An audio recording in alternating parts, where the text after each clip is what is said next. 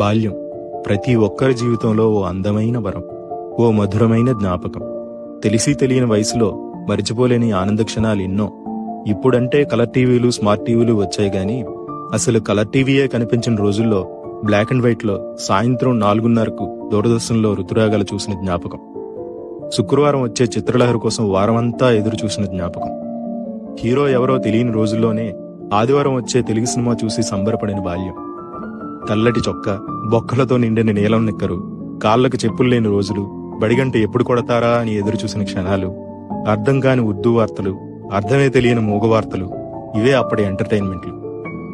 చప్పరించిన పెప్పర్మెంట్లు, చీకపడేసిన మామిడి టెంకలు, స్కూల్ ఇంటర్వెల్లో కొనుక్కుతున్న ఆశా చాక్లెట్లు, దోసిళ్లతో పట్టి తాగిన బోరింగ్ నీళ్లు, గంటకి ₹2 ఇచ్చి అద్దెకు తెచ్చుకున్న పొట్టి సైకిలు, అవే ఆనాటి మధుర జ్ఞాపకాలు. ప్రతి ఒక్కరి జీవితంలో ఎప్పటికీ మర్చిపోలేని మధురమైన క్షణాలు.